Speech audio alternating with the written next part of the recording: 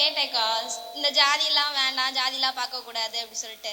அதுக்கு அப்பா ஈஸியாக சொல்லிட்டாங்க, அப்புறம் ஏன் ஸ்கூலில் மட்டும் ஜாதி சான்றிதழ் கேட்குறாங்க, அதெல்லாம் கேட்க வேணான்னு சொல்ல வேண்டியதானே அப்படி சொல்லி கேட்டாங்க.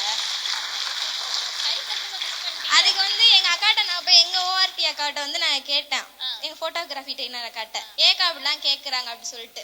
அந்த காலத்துல ஒடுக்கப்பட்ட மக்கள் இருந்தாங்க, அவங்களுக்குரிய ஒரு இந்த ரிசர்வேஷனா நம்ம கொடுக்கணும்ல, அவங்களும் முன்னேறல, அதுக்காண்டி நம்ம கொடுக்குறோம். இப்ப அந்த கேட்டகரி வைஸ் நம்ம பார்த்தோம்னா, நீ உங்க வீட்டுல ஃபர்ஸ்ட் கிராஜுவேட்டா இருப்ப, அவங்க வீட்டுல அவங்க நிறைய பேர் முன்னேறி இருப்பாங்க, அதனால அந்த இது பாக்குறாங்க அப்படி சொல்லி சொன்னாங்க. அவங்க பேரு தீபக். இவங்க தாத்தா பாட்டி படிச்சவங்க. உங்க தாத்தா பாட்டி யாரு? சும்மா சும்மா சும்மா தாத்தா பாட்டி படிச்சவங்க, இவங்க அப்பா அம்மா படிச்சவங்க. ஓகேவா? இப்ப தீபக் படிக்கிறாரு. உங்க தாத்தா பாட்டி படிச்சவங்க, அப்பா அம்மா படிச்சவங்க, இவரு படிக்கிறாரு. ஞாபகம் வச்சுப்பீங்கல்ல. டன்.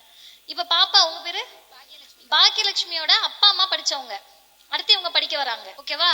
இந்த பாப்பா உங்க பேரு பாவனாவோட அப்பா அம்மா படிக்கல, இவங்கதான் முதல் தலைமுறையா படிக்க வராங்க. ஒரு நகரத்துல இருந்து ஊர்ல யாரும் ஐயோ நீ இப்படிதானா அப்படின்னு பார்க்காத அளவிற்கு ஒரு வீட்டுல இருந்து வராங்க. சரியா? உங்க பேரு வர்ஷினி. இவங்களோட அப்பா அம்மா படிக்கல, இவங்க கிராமத்துல இருந்து வராங்க. உங்களுக்கு நல்லாவே தெரியுது யார் ஒடுக்கப்பட்டவர்கள்னு சொல்றோன்னு. அந்த ஒடுக்கப்பட்ட சமூகத்துல இருந்து வராங்க. கற்பனைக்காக இவங்க யாரையும் எனக்கு தெரியாது. இவரு தம்பி அவங்க அப்பா படிச்சவரு, அம்மா படிக்கல. இவர் தான் முதல் தலைமுறையா படிக்க வராருன்னு கணக்கு வச்சுக்கலாம். ஏன்னு கேட்டா அவங்க அப்பா காலேஜ் எல்லாம் போல, ஜஸ்ட் ஸ்கூலுக்கு போறாரு. இப்ப ஏதோ கிடைச்ச வேலையை பாக்குறாரு. ஓகேவா? இப்ப தீபக்கோட தாத்தா அரசு வேலை, அப்பா கவர்மெண்ட் வேலை, அடுத்து தீபக்கும் படிக்க வந்துட்டாரு. இப்ப இவங்க 5 பேரும் ஃபர்ஸ்ட் ஸ்கூல்ல போயிட்டு அட்மிஷன் போட போறாங்க, இல்ல காலேஜ்ல அட்மிஷன் போட போறாங்க. போய் சீட்டு கேக்குறாங்க. இப்ப நான் அந்த காலேஜ்ல ஒரு பிரின்சிபலா இருக்கேன்னு வச்சுப்போம், இல்ல நான் தான் அந்த காலேஜ்ல டிசைடிங் அத்தாரிட்டியா இருக்கேன், நான் தான் முடிவெடுக்கிற இடத்துல இருக்கேன். இவங்க 5 பேரும் என்கிட்ட மேடம் எனக்கு சீட்டு வேணும், நான் இத்தனை மார்க் எடுத்திருக்கேன் அப்படின்னு சொல்றாங்க. இப்ப நீங்க எல்லாரும் தான் முடிவெடுக்கக்கூடியவங்களா இருக்கீங்க, மாணவர்கள் மட்டும்தான் பதில் சொல்லணும். ஒரே ஒரு சீட்டு தான் இருக்கு, ஒரு சீட்டு தான் இருக்கு. 5 பேர் நிக்கிறாங்க. இந்த 5 பேர்த்துல முதல்ல யாருக்கு அந்த சீட்டை கொடுக்கணும்? சத்தமா சொல்லுங்க. கடைசியா இருக்கவருக்கா? கடைசியா இருக்கவருக்கு முன்னாடி இருக்கவங்களுக்கா? வாங்க இங்க. ஏன் ஃபர்ஸ்ட் தலைமுறையா படிக்க வராங்கல்ல.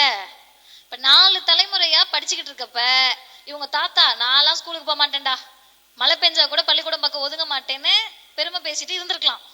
இல்ல அவங்க தாத்தா ஸ்கூலுக்கு போகணும்னு ஆசைப்பட்டு இந்த ஜாதிக்காரவங்க எல்லாம் ஸ்கூலுக்குள்ள வரக்கூடாதுன்னு சொல்லியிருக்கலாம். நீங்க இந்த ஜாதின உடனே அவங்க ஒரு தலித்தா தான் இருக்கணும், எஸ்டியா இருக்கணும், பழங்குடியினரா இருக்கணும்னு இல்ல. நாங்கெல்லாம் யார் தெரியுமா அப்படின்னு பேசின ஒரு தாத்தா படிக்கல. நீங்க போய் உங்க தாத்தாங்கள்ட்ட எல்லாம் கேட்கணும். தஞ்சாவூர்ல, புதுக்கோட்டை, சிவகங்கையில இருந்து வந்திருக்கீங்கல்ல, தாத்தா நெல்லு விளைஞ்சிச்சு, எல்லாம் விளைஞ்சிச்சு, கப்பல் ஓடிச்சு, நம்ம பேர்ல ஓடிச்சா தாத்தா அப்படின்னு நீங்க கேட்கணும். ஓகேவா? இப்ப இங்க குறிப்பிட்ட சமூகத்தை தவிர யாரும் படிக்காம இருந்தப்ப இவங்க ஸ்கூலுக்குள்ள வரணும். எப்படி வர்றது? நீ இந்த சமூகம் வெளியே போ அப்படின்றப்ப இந்த சமூகத்துக்கு தான் ரிசர்வேஷன் கொடுக்குறாங்க, உள்ள விடு. இப்ப எந்த ஜாதியை சொல்லி வெளியே நிப்பாட்டினாங்களோ அந்த கம்யூனிட்டியை சொல்லி, அந்த காஸ்ட சொல்லி பள்ளிக்கூடத்துக்கு போற ஏற்பாடுக்கு பேரு ரிசர்வேஷன். இன்னும் உங்களுக்கு ஒண்ணு சொல்றேன், 2000 வருஷத்துக்கு மேல ஜாதி இருக்கு, 50 வருஷமா தான் சர்டிபிகேட் இருக்கு. டர்னு கம்யூனிட்டி சர்டிபிகேட் கிழிச்சிட்டா பாட்டிக்கு பக்கத்து தெருவில் இருக்க ஜாதி தெரியாதா? கிழிச்சிருவோம், எல்லாம் கம்யூனிட்டி சர்டிபிகேட் கிழிச்சு போட்டுருவோம். தாத்தாக்கு பக்கத்து ஊர்ல இருந்து யாராவது நம்ம ஊருக்கார பிள்ளை லவ் பண்ணாருன்னா விட்டுருவாரா? இப்ப ஜாதி எங்க இருக்கு? மூளையில இருக்கு, சர்டிபிகேட்ல இல்ல. புரியுதா?